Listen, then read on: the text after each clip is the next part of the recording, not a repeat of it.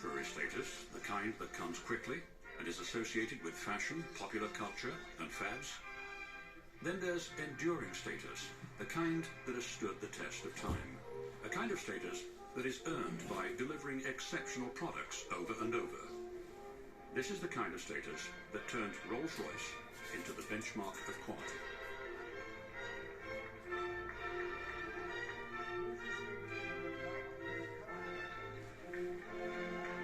To understand how Rolls-Royce achieved this reputation, we need to go back to the beginning. At the turn of the 20th century, the automobile was strictly for the wealthy. People like Charles Rolls, a well-educated aristocrat, were bitten by the auto bug. Rolls earned a reputation as an auto racer and opened a dealership in London. Unhappy with the foreign cars he sold, he searched for a high-quality British vehicle to race and sell.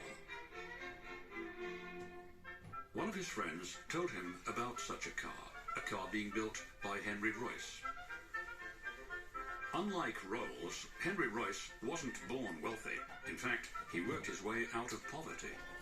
This self-taught engineer gained a reputation for building extremely reliable generators that were made to last. His company branched out and built lamps, electric motors, cranes, and even doorbells. Everything he built was acclaimed for its reliability and durability. Like Rolls, Royce was irritated by the poor quality of cars of the day. He was certain he could build something better. He worked for months developing his first car, often scrapping different components. He wanted nothing less than the best. It was ready to be tested on April 1st, 1904. This was no April Fool's joke. It was so quiet and well built that some called it perfect. A mutual friend, Henry Edmonds, told Rolls about this remarkable new car. He suggested he drive it and meet the man who'd built it. Royce said he was too busy to go to London, so a meeting was set up at the Grand Hotel in Manchester. After lunch, Rolls took the Royce car for a trial run. It wasn't a fancy car, but it was quiet and ran smoothly. He was quickly convinced that this was a car he'd be proud to put his name on. Rolls signed an exclusive deal with Royce. C.S. Rolls and Company will take all the motor cars Royce Limited can produce, and Royce will build all the cars that Rolls can sell. Soon, Royce was producing Rolls-Royce motor cars. Rolls promoted the car's reliability to his friends, but the company needed someone with a combination of flair and good business sense to make it commercially viable. Claude Johnson, afterward known as the Hyphen in Rolls-Royce, knew how to create the right impression for the cars. Since most wealthy motorists travelled with their maids, valets and chauffeurs, they needed a large and powerful car to haul this entourage. Johnson convinced Rolls and Royce to build such a car for the 1907 Olympia Motor Show in London. This became the most famous Rolls-Royce ever produced. To stand out, it was painted silver, and all the metal pieces were nickel-plated. Its colour and quiet engine earned it the name the Silver Ghost.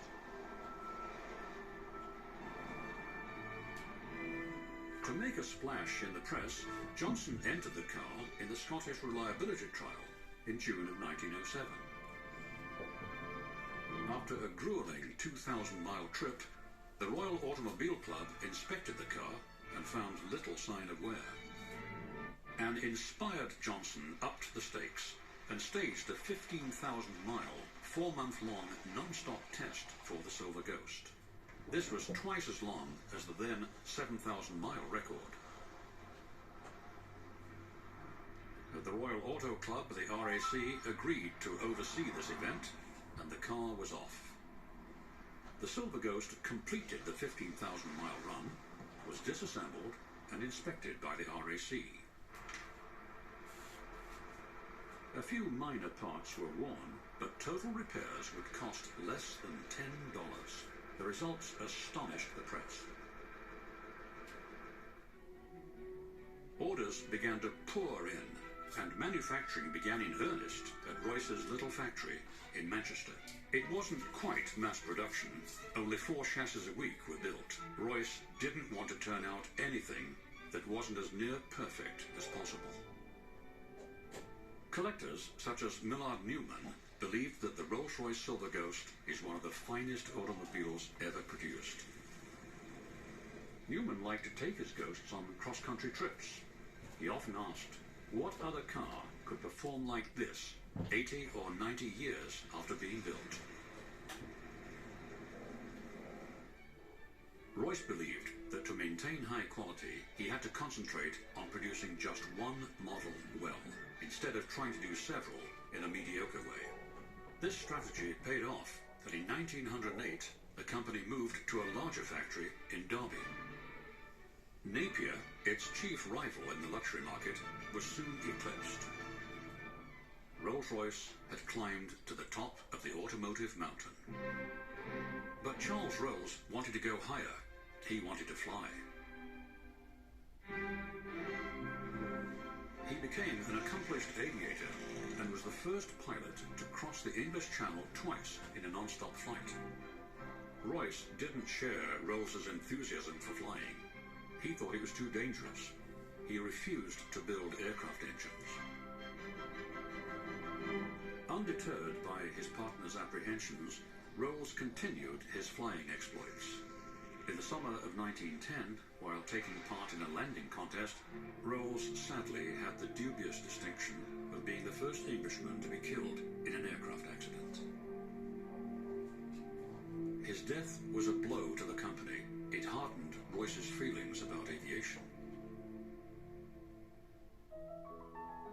That same year, the company asked Claude Johnson to combat the spread of inappropriate hood ornaments.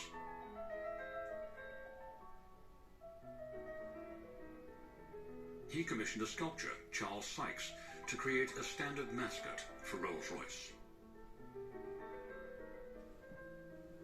He'd created the Whisperer for a friend's Rolls. Johnson liked it. It's thought that Sykes was using Eleanor Thornton, the secretary and purported mistress of Lord Montague, as his model. The new statuette was called the Spirit of Ecstasy. This stylish nymph landing on the radiator has adorned the prow of almost every Rolls-Royce since then.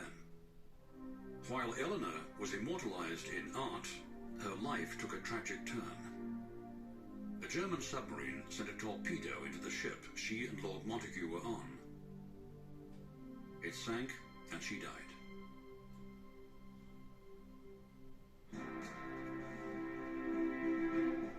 As the world careened into the First World War, it became clear to Royce that motorized transport would play a larger combat role than ever before.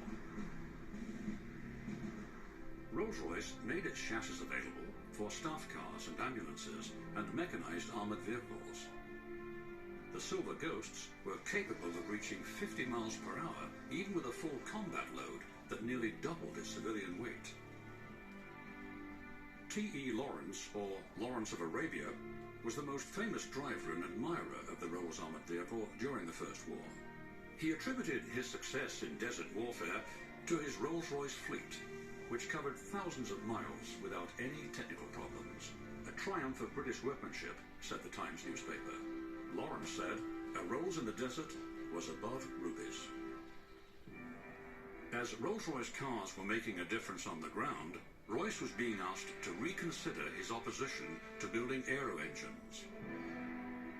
He relented only after winning assurances that he'd be allowed to develop an engine that would ensure that the pilots were given every opportunity to fly home. The resulting Eagle engines were so reliable that even after the ignition system or the cooling system was shot out by enemy gunfire, the planes would fly.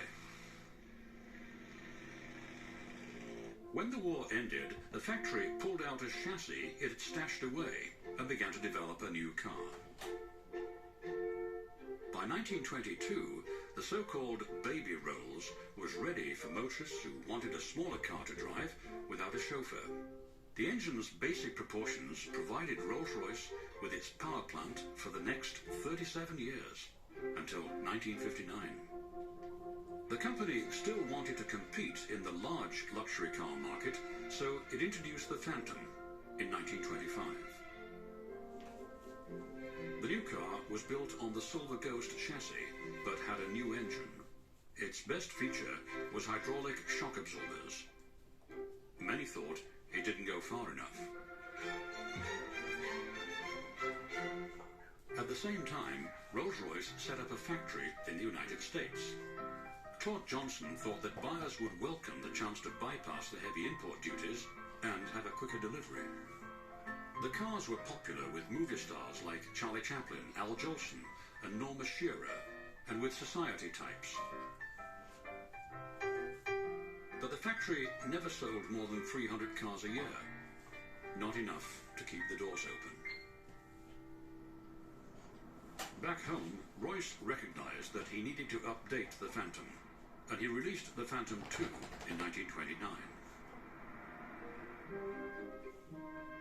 A lower chassis and new gearbox allowed the cars to have longer hoods that created a distinctive, graceful look.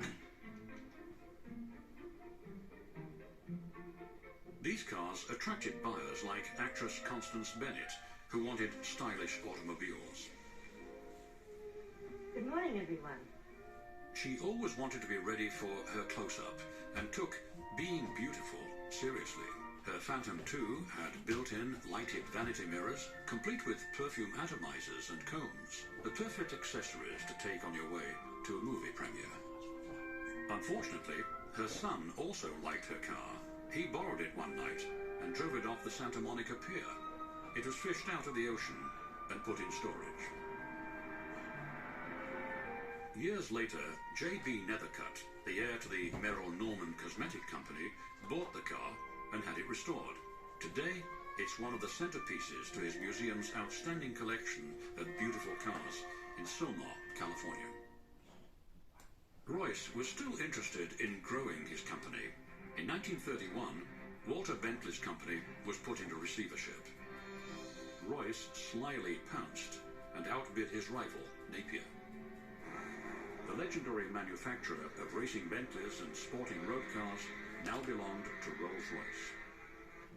By 1933, Royce had transformed a dream funded with £70 of his savings into a car company known around the world.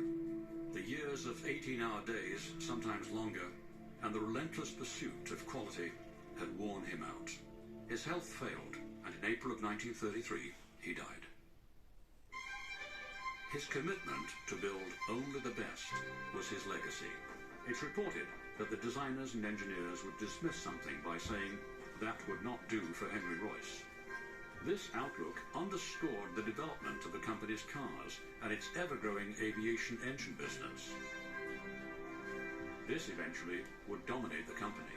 From the 1920s through the 30s, Rolls-Royce worked on developing high-powered aero engines, consistently won international speed contests. The Supermarine engine set new world speed records in the air. Miss England captured one on the water, and Malcolm Campbell's Bluebird on land. By the end of the decade, Rolls-Royce engines held speed records on land, sea, and in the air. When they weren't setting records, the company's engineers were working on introducing a new car model, the Phantom III. Released in 1936, this car had more speed, independent front suspension that gave it a smoother ride, a synchromesh transmission, and a new chassis that allowed the bodies to sit lower.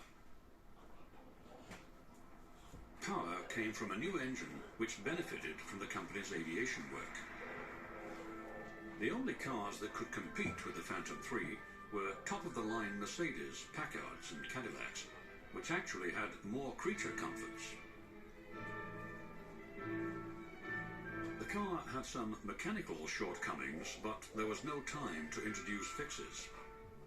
By September of 1939, England and Germany were at war.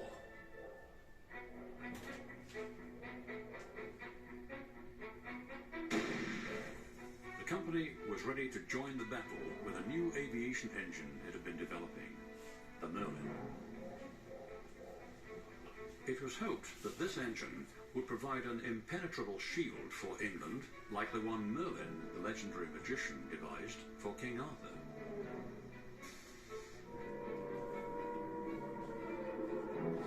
It was first put to the test in midsummer of 1940, when the German Air Force launched its assault. The Battle of Britain had begun.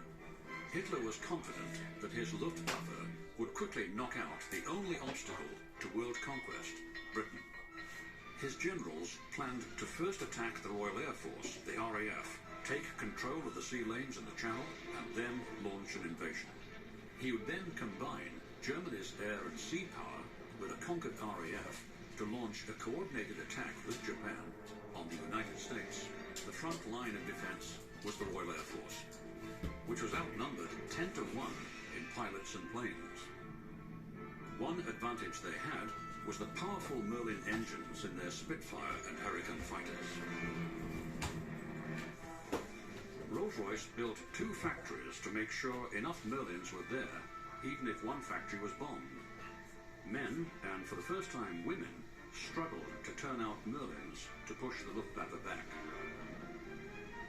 In the first 4 days of combat alone, the Merlin-powered planes downed 182 German aircraft. When the enemy attacked the coastal defenses and towns, the RAF eliminated another 180 German planes. Hitler was determined not to be stalled by this high-octane aerial onslaught. He stepped up the fight with nighttime bombing. The RAF met the challenge, and the Rolls-Royce workers kept building Merlins as fast as they could. As Royce would have decreed, these were engines that were able to return home even under the most extreme circumstances. The Battle of Britain continued from July 1940 into the autumn. Over 1,700 German planes were shot down, trying to make the British surrender. After levelling thousands of homes and killing more than 23,000 men, women and children, Hitler gave up and turned his attention to another losing proposition, the Eastern Front. The Merlin-powered planes headed off the invasion of Britain and, some believe, saved the free world. Like its namesake, the Rolls-Royce Merlin had protected the realm.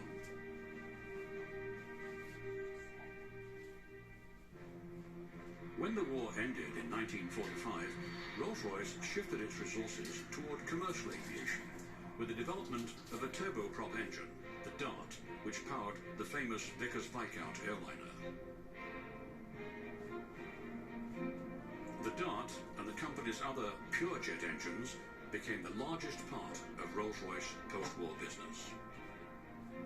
As more money was pumped into aerospace work, post-war car production was moved into the factory at Crewe, which had been built to manufacture Merlins.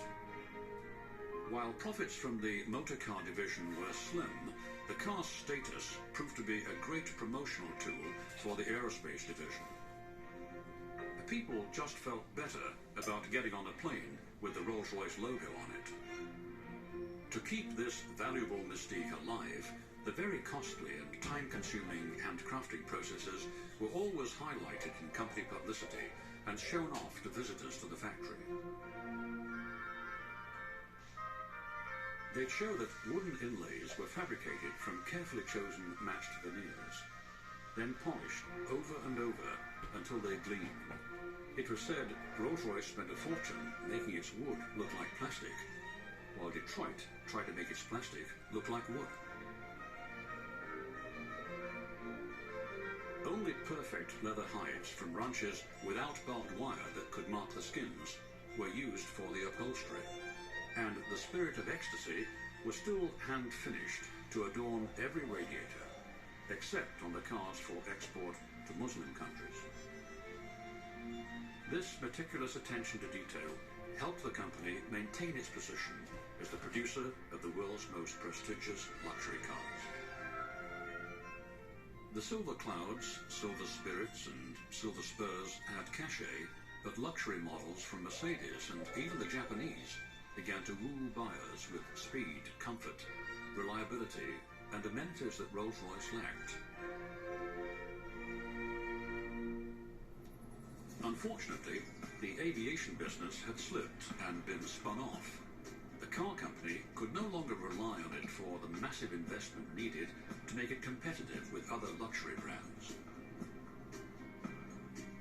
It was merged with Vickers in 1980 and put on the block again in 1997. The quest to grab one of the most exalted brands in the world set off a war of intrigue among rival suitors. BMW's winning bid was bested by a late offer by Volkswagen of $645 million.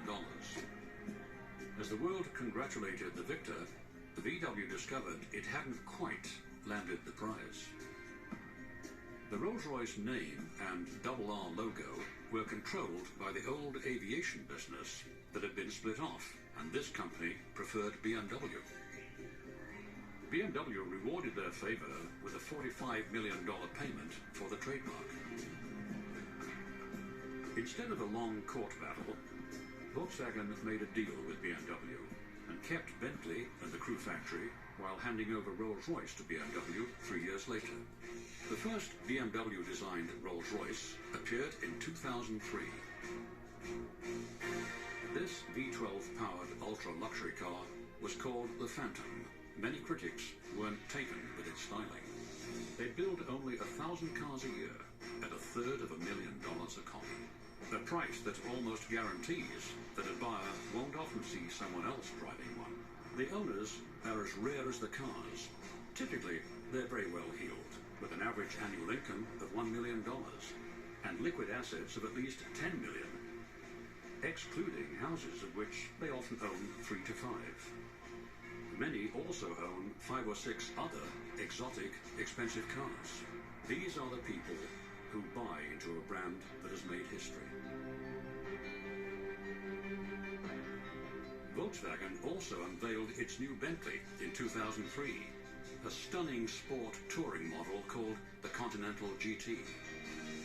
While the renewed rivalry between Rolls-Royce and Bentley will never touch most people, it's certainly fun to watch. Rolls-Royce is a magical brand that has been turning heads for 100 years.